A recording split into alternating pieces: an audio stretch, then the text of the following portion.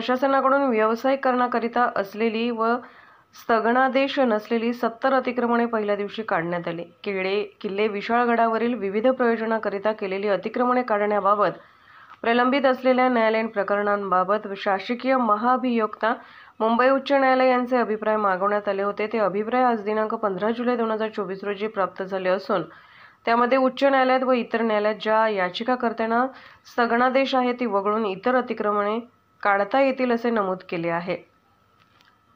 संबंधित अभिप्राय मिळताच प्रशासनाने अतिक्रमण निर्मूलन मोहीम काढण्यास प्रारंभ केला। ही आज सकाळी 11 वाजता ते सायंकाळी 6 वाजेपर्यंत राबवण्यात आली।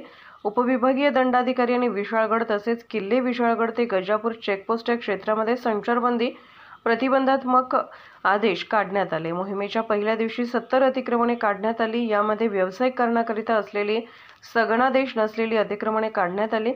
सदर मोहिमेमध्ये महसूल विभागाचे 90 कर्मचारी, सार्वजनिक व बांधकाम विभागाचे अधिकारी कर्मचारी यांच्या सहभागासह त्यांनी 150 मंजूर उपलब्ध केले।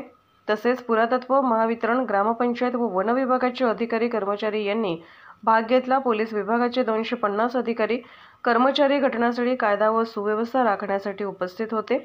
या मोहिमेत जिल्हाधिकारी अमोल येडगे, अपर जिल्हाधिकारी संजय शिंदे, उपविभागीय अधिकारी पन्हाळा शाहूवाडी समीर शिंगटे, उपविभागीय पोलीस अधिकारी शाहूवाडी आप्पासाहेब पवार, तहसीलदार शाहूवाडी रामलिंग चव्हाण, सहसंचालक पुरातत्व विभाग विलास वाहने, कार्यकारी अभियंता सार्वजनिक बांधकाम विभाग चंद्रकांत आयरेकर, उपअभियंता सार्वजनिक बांधकाम विभाग धनंजय भोसले, गटविकास अधिकारी शाहूवाडी मंगेश कुचेवार यांनी आपला सहभाग नोंदवला।